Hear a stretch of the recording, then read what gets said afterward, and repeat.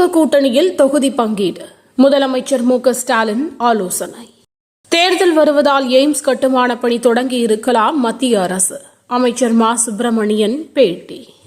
12ஆம் வகுப்பு பொதுத் தேர்வு ஆங்கில தேர்வில் 12,696 மாணவர்கள் பங்கேற்கவில்லை என தகவல். என் மரணம் சீமான் யார் என்பதை உங்களுக்கு தெரியப்படுத்தும். வீடியோ வெளியிட்டு பரபரப்பை கிளப்பிய நடிகை விஜயலட்சுமி. பொது அமைதியை சீர்குலைக்கும் வகையில் கருத்து தெரிவித்த விவகாரம். ராஜா மீதான வழக்கு விசாரணை மார்ச் 20ஆம் தேதிக்கு ஒத்திவைப்பு. திருக்கோவிலூர் தொகுதி காலியானதாக அறிவிப்பு. தேர்தல் ஆணையத்திற்கு சட்டப்பேரவை செயலகம் கடிதம். மருந்து கடைகளில் சிசிடிவி கேமராக்கள் பொருத்தப்பட வேண்டும். சென்னை ஆட்சியர் உத்தரவு. பிரதமர் மோடியை சந்தித்தது அரசாங்க பணியே தவிர எந்த அரசியலும் கிடையாது.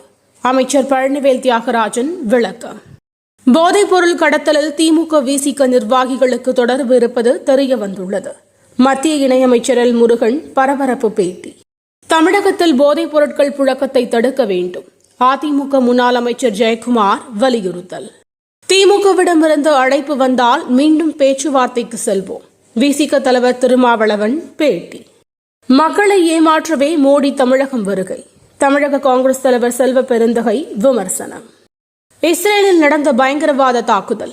இந்திய ஒருவர் பலி. தெற்கு ஈரானில் நிலநடுக்கம் ரிக்டர் அளவில் 5.5 பதிவு. தமிழகத்தில் படிப்படியாக அதிகரிக்கும் வெப்பம். பொதுமக்கள் அவதி. தினம் தினம் நடக்கும் முக்கிய நிகழ்வுகளை சுருக்கமாகவும் தெளிவாகவும் தலைப்புச் செய்திகள் வழியே அறிந்து கொள்ள QLN நியூஸ் சேனலை சப்ஸ்கிரைப் செய்யவும்.